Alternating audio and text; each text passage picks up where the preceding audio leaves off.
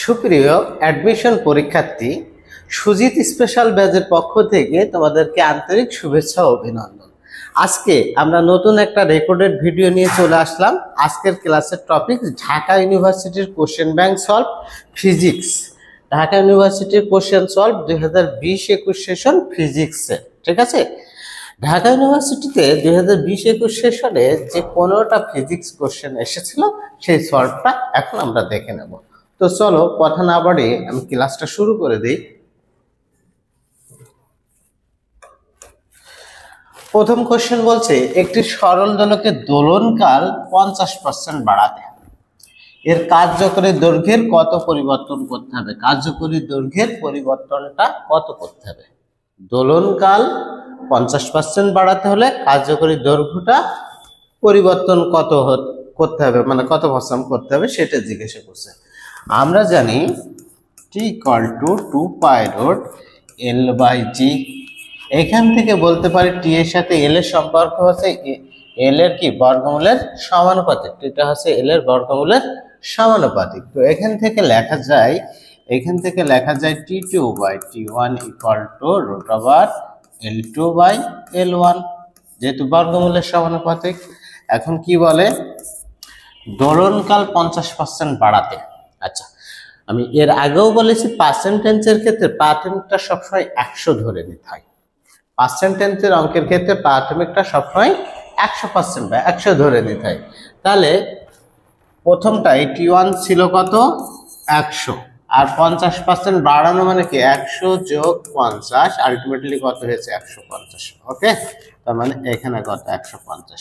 এই পাশে রুট, এই পাশে আসলে কি স্কয়ার = কি L2/L1, আর L2/L1 = একটা শূন্য কাটবে, কাটলে 15 স্কয়ার করলে আমরা সবাই জানি 15 স্কয়ার করলে 225। 15 স্কয়ার করলে কত হবে 225, আর 10 স্কয়ার করলে কত 100। এখন পার্সেন্টেজ করলে কত, পার্সেন্টেজ মানে এর সাথে কত গুণ করতে হয় 100 গুণ করতে হয়, হ্যাঁ 100%। তাহলে এটা কেটে যে হয় কত 225%, হয়েছে কত 225%। এখন এই কোশ্চেনের অ্যান্সারটা বিভিন্ন অ্যাঙ্গেল আসতে পারে। যদি বলে কার্যকরী দৈর্ঘ্য হবে কত, তাহলে অ্যান্সার হবে 225%। কার্যকরী দৈর্ঘ্য হবে কত পার্সেন্ট 225%। আর যদি বলে বৃদ্ধি পায় পরিবর্তন কত হয়েছে, এটাই বৃদ্ধি পেয়েছে বা পরিবর্তন, তাহলে আমরা পেয়েছি কত 225%। আর প্রাথমিকটা পার্সেন্টেজের ক্ষেত্রে সবসময় 100 ধরতে হয়, অর্থাৎ 125% বৃদ্ধি পেয়েছে। পরিবর্তন হয়েছে 125% বা বৃদ্ধি পেয়েছে কত 125%। আমার মনে হয় তোমরা বিষয়টা ক্লিয়ার হয়েছে। তাহলে রাইট অ্যান্সারটা হবে সি অপশন। ওকে,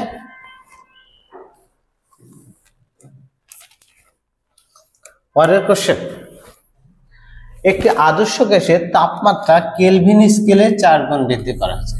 মানে এই তাপমাত্রাটা 4 গুণ বৃদ্ধি করা হলে এর অণুগুলোর মূল বর্গমূল গড় বর্গবেগ কত। অণুগুলোর মূল গড় বর্গবেগ কত, ঠিক আছে। তো অণুগুলোর মূল গড় বর্গবেগ CRMS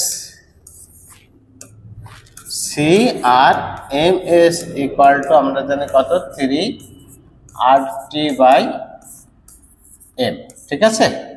তো এখানে তাপমাত্রার সাথে বর্গমূল গড় বর্গবেগের সম্পর্ক কেমন, বর্গমূলের সমানুপাতিক। তাপমাত্রা আর বর্গমূলের সমানুপাতিকটা হচ্ছে বর্গমূল গড় বর্গবেগ। তার মানে সিটা কি এই যে সম্পর্কটা এই, তাই তো সি এর সাথে টি এর সম্পর্কটা বর্গমূলের সমানুপাতিক। এখন তাপমাত্রা কত গুণ বৃদ্ধি পেয়েছে 4 গুণ। তাপমাত্রা কত গুণ 4 গুণ। তাহলে এটা যদি 4 গুণ হয় এটা কত গুণ আমরা সবাই জানি, বড় করে লেখার কোনো কিছু নাই। এটা 4 রুট করলে কত 2 দ্বিগুণ হবে। তাহলে বর্গমূল গড় বর্গবেগ কত গুণ বৃদ্ধি পাবে, দ্বিগুণ বৃদ্ধি পাবে। এটা যদি 4 হয়, এর রুট করলে কত হয় 2, ঠিক আছে। তাহলে কত গুণ বৃদ্ধি পাবে, দ্বিগুণ বৃদ্ধি পাবে। ওকে, এ ধরনের অঙ্ক কিন্তু খুবই গুরুত্বপূর্ণ। বলছে তাপমাত্রা কেলভিন স্কেলে 4 গুণ বৃদ্ধি পেয়েছে, বর্গমূল গড় বর্গবেগ কত গুণ বৃদ্ধি পাবে। বর্গমূল গড় বর্গবেগের সাথে সম্পর্ক বর্গমূলের সমানুপাতিক। তাহলে এই যে তার বর্গমূল করে দেব সেটা। ওকে, পরের কোশ্চেন, কিউ আধান বিশিষ্ট, মানে আধান বা চার্জটা হচ্ছে কিউ, একটি গোলককে একটি অপরিবাহী সুতার এক প্রান্তে ওমেগা কৌণিক বেগে ঘোরানো হচ্ছে। ঘূর্ণায়মান আধানটি কি পরিমাণ বিদ্যুৎ উৎপন্ন হবে মানে আই জিজ্ঞাসা করছে আপনাকে, তাই তো? আই জিজ্ঞাসা করছে। আমরা জানি কারেন্ট আই ইকুয়াল টু কি, Q by T. Current I equal to Q by T, ঠিক আছে? এখন এখানে কি কি দেয়া আছে, কিউ সরাসরি দেয়া আছে। আবার আমরা জানি কি টি ইকুয়াল টু কি, সরি, ওমেগা ইকুয়াল টু কি জানি, omega equal to 2 pi by T জানি, omega equal to 2 pi by T জানি, আর টি ইকুয়াল টু কি 2 pi by omega, T equal to হচ্ছে 2 পাই বাই ওমেগা। এটা যদি আমি মানটা সাইজ করে লিখি তাহলে কি হবে, Q omega by 2 pi answer, Q omega by 2 pi, অর্থাৎ D option right answer, D অপশনটা হলো রাইট आंसर। ওকে, কোশ্চেনটা আসছে সলো টু থেকে। পরের কোশ্চেন, কত বেগে চললে একটি রকেটের গতিশীল দৈর্ঘ্য এর নিশ্চল দৈর্ঘ্যের অর্ধেক হবে? এ ধরনের অঙ্ক আমরা সবসময়ই করায় থাকি।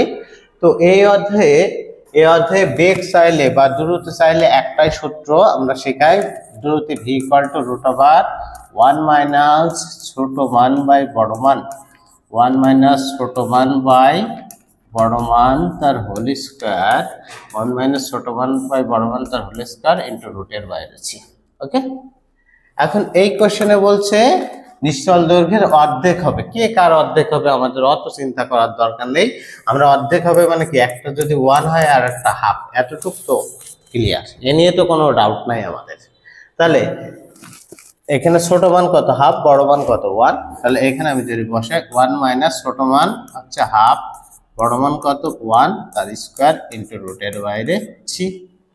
এটা ক্যালকুলেশন করলে 1 মাইনাস 1/4 ইনটু রুটের বাইরে ছি। আবার লেখা যায় কি, আচ্ছা আমি এখানে লিখলাম, হ্যাঁ এখানে লিখলাম, এটা ক্যালকুলেশন করলে 4 লসাগু 4 মাইনাস 1 মানে 3, তাহলে √3/2c। ওকে, এই √3/2c এই অ্যান্সারটা ঘোরায় ফিরে আসে, ঠিক আছে? যদি আমাদের কাঙ্ক্ষিত অ্যান্সার হচ্ছে √3/2c পেয়ে গেছি, কিন্তু এই অ্যান্সারটা বিভিন্ন আকারে অপশনে থাকতে পারে। √3/2 মানে কত, 0.87 লেখা যায়, ঠিক আছে? তাহলে কত শতাংশ, 0.87c। যদি পার্সেন্টেজে তাহলে কত, 87%। আলোর বেগের কত পার্সেন্ট, 87%, আলোর বেগের 87%। ওকে, আবার যদি এই মানটাই জিজ্ঞাসা করে, এখানে সি এর মান যদি বসাই, তো মানটা আসবে 2.6 × 10⁸। এই ভেরিয়েশন আকারে কোশ্চেনের অ্যান্সারটা অপশন থাকতে পারে, ঠিক আছে? তো আমরা যখন √3/2 বের করতে পারবো, তো √3/2c মানে কত, 0.87c বা 87%, ঠিক আছে? 0.87c বা 87%। আর মানটা বললে কত, 2.6 × আলোর বেগের 5 যা তাই 10⁸। ওকে, আশা করি কোশ্চেনটা আমরা বুঝেছি। পরের কোশ্চেন আসে, একটি এম ভরের বস্তু ঘর্ষণবিহীন একটি তলে ভি বেগে চলছে। ভি বেগে চলার সময় একটি স্প্রিং এর সাথে, হ্যাঁ মাতে না, স্প্রিং এর সাথে একটু মিস্টেক আছে, সাথে ধাক্কা লেগে স্প্রিংটিকে সংকুচিত করলো। স্প্রিংটির বল ধ্রুবক কে হলে স্প্রিংটি কতটুকু সংকুচিত হবে? তো দেখো তো, দুইটা পার্টনার কোশ্চেনে বলছে একটা বস্তুর ভর দেওয়া আছে, বেগ দেওয়া আছে। তার মানে এখান থেকে শক্তি যদি বের করি, হ্যাঁ গতিশক্তি যদি বের করি, গতিশক্তি কে ইকুয়াল টু কি, হাফ mv স্কয়ার আমরা জানি। গতিশক্তি K equal to half mv square, ভর এবং বেগ দেওয়া থাকলে। আবার তারপর বলছে স্প্রিং বল ধ্রুবক কি হলে, আচ্ছা স্প্রিং এর ক্ষেত্রে ই কে ইকুয়াল টু কি, half K X square. Spring এর ক্ষেত্রে মোট শক্তি বা গতিশক্তি E K equal to half K X square. তাহলে এখানেও ই কে, এখানেও ই কে, তাহলে লেখা যায় half K X square equal to half M V square. Okay, half M V square.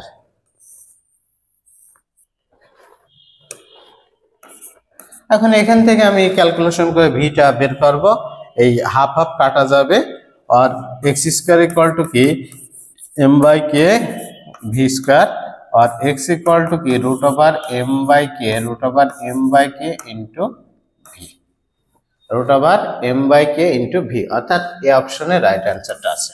Okay, right answer আছে ए ऑप्शने।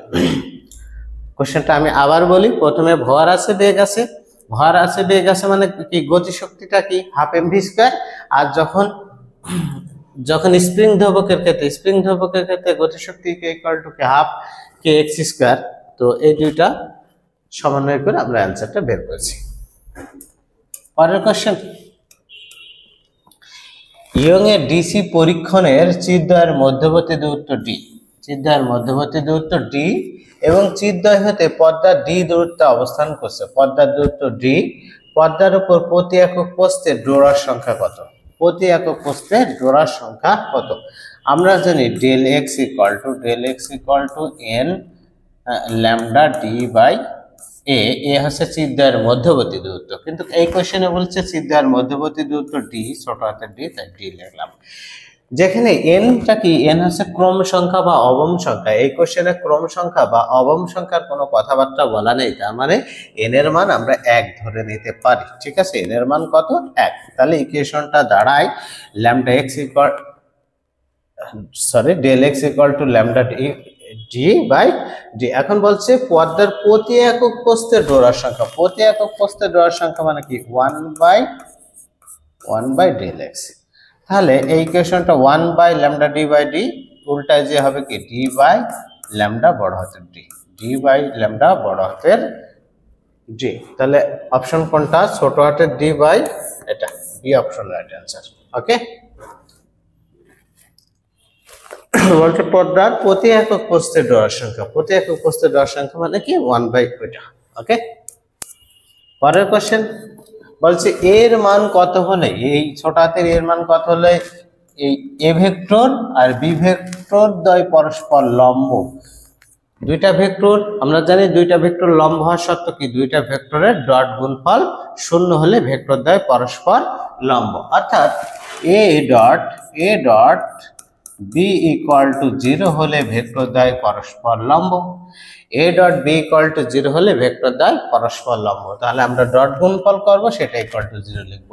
তো আমরা খুব সহজে ডট গুণ বের করতে পারি, কারণ ডট গুণ হয় সবসময় সমগোত্র শ্রেণীর সাথে, অর্থাৎ আই এর সাথে আই গুণ, জে এর সাথে জে গুণ, কে এর সাথে কে গুণ। এখানে আই সহগ 2 আছে, এখানে আই সহগ এ আছে, তার মানে আলটিমেটলি 2a, এখানে জে সহগ 2, এখানে জে সহগ 1, তার মানে 2। আচ্ছা, কে এখানে কে সহগ কত,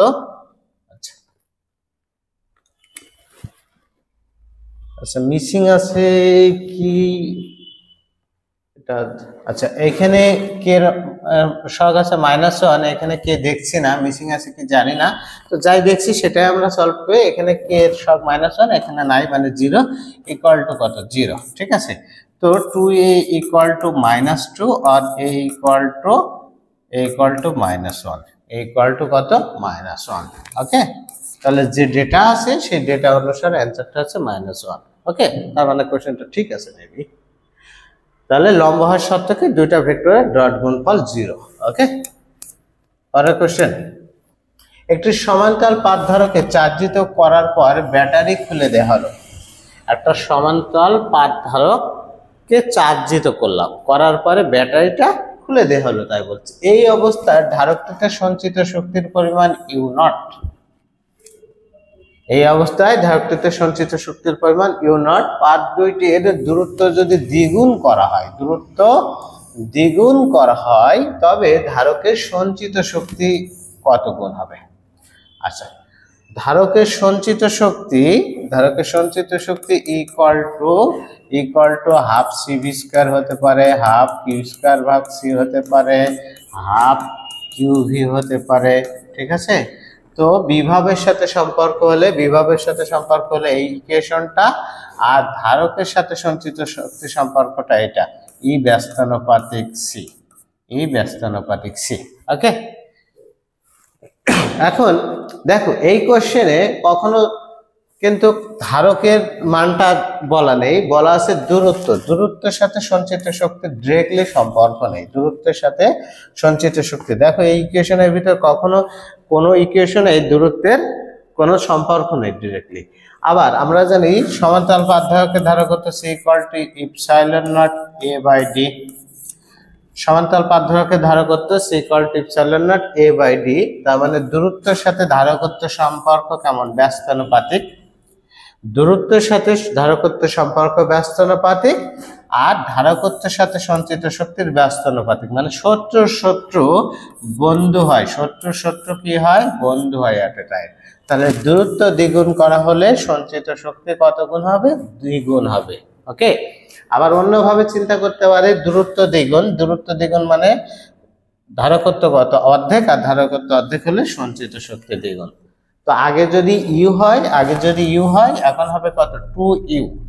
সরি, আগে যদি ইউ নট হয় এখন হবে কত? 2u not. ওকে, পরের কোশ্চেন 9 নম্বর কোশ্চেন বলছে স্থিতিস্থাপক গুণাঙ্কের মাত্রা কি? হ্যাঁ, স্থিতিস্থাপক গুণাঙ্কের মাত্রা অনেকবার আসছে কোশ্চেনটা। তো আমার এই মাত্রা ডিরেক্টলি তো আর মুখস্থ করতে চাই না, ঠিক আছে? আমরা একটু ইকুয়েশন দেখে মুখস্থ করলে আমাদের মুখস্থ থাকবে। আচ্ছা, গুণাঙ্ক, যে কোনো গুণাঙ্ক মানেই কি? গুণাঙ্ক মানেই পীড়ন বাই বিকৃতির অনুপাত। গুণাঙ্ক মানেই কি? পীড়ন বাই বিকৃতির অনুপাত, ঠিক আছে? বিকৃতি কি? একই জাতীয় দুটি রাশির অনুপাত না? বিকৃতি হচ্ছে একই জাতীয় পরিবর্তিত অবস্থা বা আদি অবস্থা, বা পরিবর্তিত দৈর্ঘ্য বা আদি দৈর্ঘ্য। তাহলে বিকৃতি মানে কি? একই জাতীয় রাশির অনুপাত। তার মানে গুণাঙ্কের একক এবং মাত্রা হবে পীড়ন। এই যে বিকৃতিবাদ, তাহলে গুণাঙ্কের একক এবং মাত্রা হবে পীড়নের একক এবং মাত্রা। পীড়ন মানে কি? একক ক্ষেত্রফলের উপর যে পরিমাণ বল প্রয়োগ করা হয়, মানে F/A, ঠিক আছে? যদি বলা হয় পীড়নের একক কি? Newton per metre square. হ্যাঁ, নিউটন পার মিটার স্কয়ার, আবার বিজ্ঞানী নাম অনুসারে প্যাসকেল। হ্যাঁ, এটা হচ্ছে একক। এখন মাত্রা জিজ্ঞাসা করছে, মাত্রা আপনি বলের মাত্রা বের করেন। বলের মাত্রা কি? mL/t-2। আর এটা কি? এতে কি? এরিয়া, ক্ষেত্রফল, তার মানে L স্কয়ার। তো এখান থেকে লেখা যায় কি? mL-1 t-2। ওকে, এটা হচ্ছে এই পীড়নের মাত্রা বলেন আর গুণাঙ্কের মাত্রা বলেন, এটা mL-1 t-2, mL-1 t-2। ঠিক আছে, আমরা বুঝে বুঝে মুখস্থ করব। একবারে টানা মুখস্থ করলে কিন্তু আমাদের ভুল হবে, মুখস্থ থাকবে না। আমরা এটা যদি বুঝি তাহলে আমরা দ্রুতই বের করে নিতে পারবো। বলছে কোন ত্রুটি দূরীকরণে উত্তল লেন্স ব্যবহার করা হয়? উত্তল লেন্স ব্যবহার করা হয় দূরদৃষ্টি ত্রুটি। হ্যাঁ, আমরা জানি দৃষ্টি ত্রুটি 4 প্রকার। একটা ক্ষীণ দৃষ্টি, একটা দূরদৃষ্টি, একটা সালসে, একটা বিষম দৃষ্টি। ক্ষীণ দৃষ্টিতে অবতল লেন্স ব্যবহার করা হয়। ক্ষীণ দৃষ্টিতে কি লেন্স? অবতল লেন্স ব্যবহার করা হয়। আর এটাতে উত্তল লেন্স ব্যবহার করা হয়। হ্যাঁ,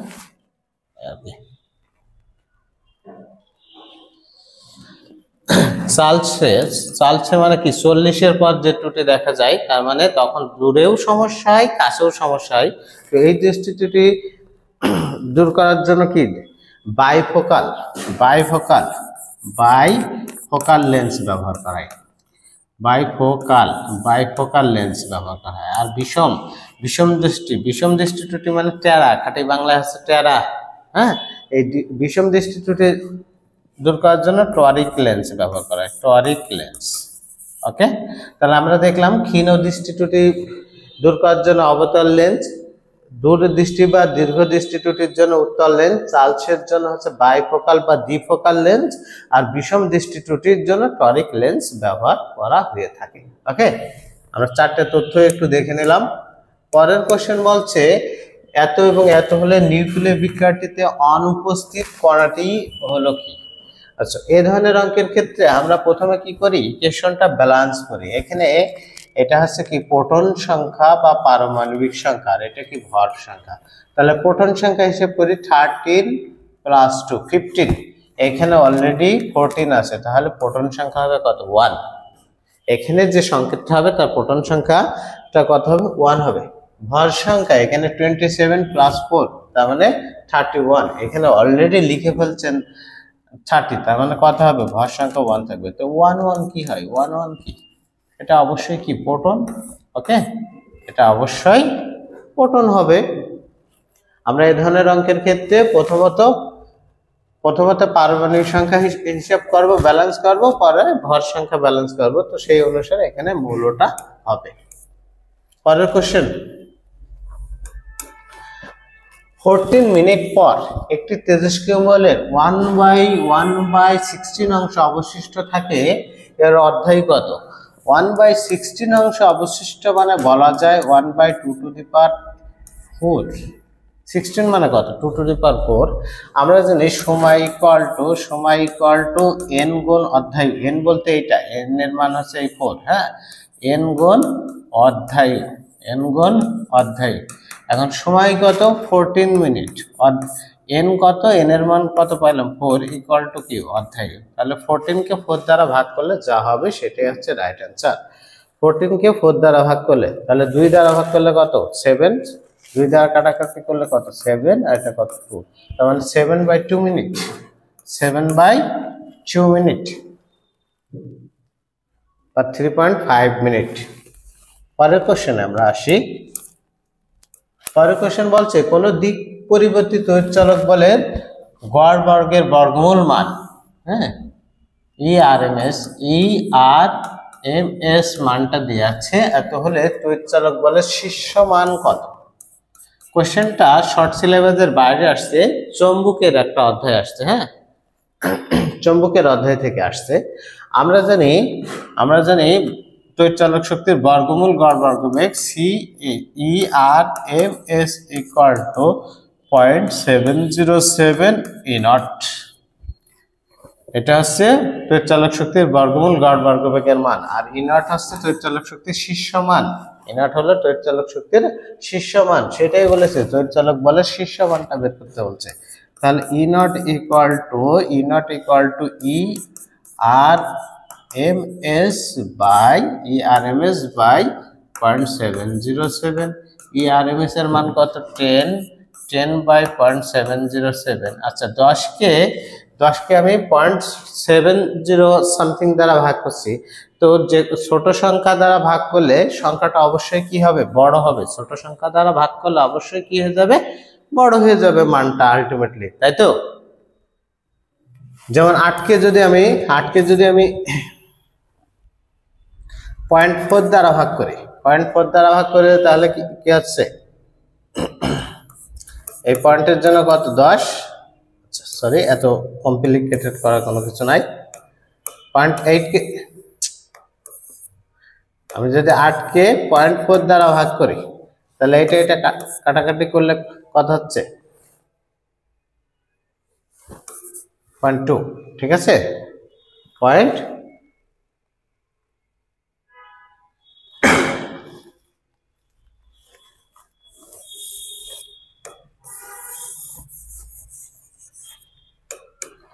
ওকে, তো এই ছোট সংখ্যা দিয়ে ভাগ করা মানে এই মানটা কত হয়ে যাবে? বড় হয়ে যাবে। তাহলে 10 তো থাকতে পারবে না, এটা তো ছোট, এটাও হতে পারবে না, এটাও হতে পারবে না। এটা হচ্ছে রাইট অ্যান্সার। অথবা তোমরা ম্যানুয়ালি ভাগ করে নিতে পারো। পরের কোশ্চেনটা, একটি বস্তু 12 মিটার ব্যাসার্ধের একটি বৃত্তাকার পথে চলমান। একটি মুহূর্তে বৃত্তাকার পথে দ্রুতি কত? 6 মিটার পার সেকেন্ড, এবং এটি 4 মিটার পার সেকেন্ড হারে বৃদ্ধি পাচ্ছে। দ্রুতি দেয়া আছে, আর একটা ত্বরণ দেয়া আছে। হ্যাঁ, এটা হচ্ছে কেন্দ্রমুখী ত্বরণ, সেন্ট্রাল ত্বরণ, হারে বৃদ্ধি পাচ্ছে। ওই মুহূর্তে বস্তুটির ত্বরণ কত? দেখো তো, দুইটা ঘটনা ঘটছে। একটা হচ্ছে একটা বেগে যাচ্ছে, যার পরে কি, এবং এত হারে বৃদ্ধি পাচ্ছে, মানে একটা ত্বরণ হচ্ছে। তাহলে এই যে ত্বরণটা হচ্ছে, এর জন্য একটা রেজাল্ট পাবো, আর এই যে বেগে যাচ্ছে এর জন্য একটা রেজাল্ট পাবো। আলটিমেটলি রেজাল্ট হচ্ছে দুইটা। ঠিক আছে, আমি তো বৃত্ত ভালো আঁকতে পারি না মানে আঁকতেই পারি না। এটা মনে করেন ব্যাসার্ধ কত? 12 মিটার। ঠিক আছে, ব্যাসার্ধ 12 মিটার, আর একটা ত্বরণে যাচ্ছে ব্যাসার্ধ আর, আমরা জানি ত্বরণ ইকুয়াল টু কি ভি স্কয়ার বাই আর, ত্বরণ equal to V square by R. তো ভি এর মান কত 6, তার মানে 36/12, তাহলে 3। এখান থেকে একটা ত্বরণ পাইলাম আর একটা ত্বরণ অলরেডি দেওয়া আছে, একটা নির্দিষ্ট ত্বরণে যাচ্ছে, তাহলে আলটিমেটলি ত্বরণটা হবে এটা যদি সেন্ট্রাল ত্বরণ নাম দিই এটি এসি, হ্যাঁ, আলটিমেটলি ত্বরণটা হবে এসি স্কয়ার প্লাস এটি স্কয়ার।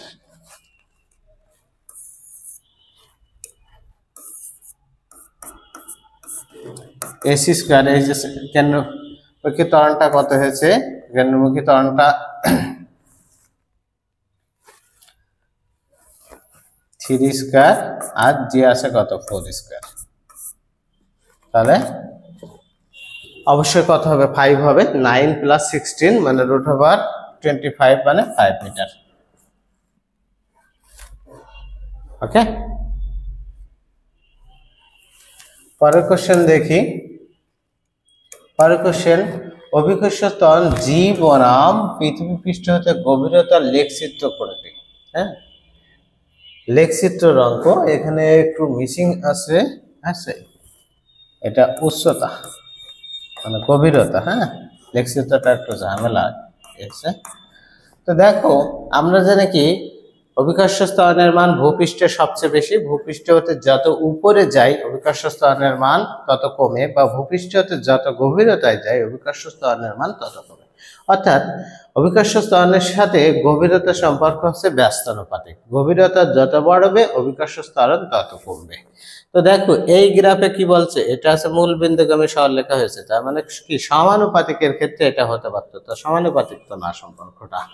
এটা যদি আমি দেখি এই গভীরতা যত বাড়াচ্ছে অভিকর্ষ ত্বরণের মান তত কমছে, অর্থাৎ এটা রাইট অ্যান্সার। ঠিক আছে, এটা কেন হবে না, এটা দেখো একেবারে লিনিয়ার হারে বাড়ছে, মানে সমান হারে বাড়ছে, হ্যাঁ, সমবেগ থাকলে হয়, এটাও বাড়াচ্ছ এটাও ঠিক একই হারে বাড়াচ্ছ, তাহলে এটাও হবে না, তাহলে রাইট অ্যান্সার কোনটা, এ অপশন।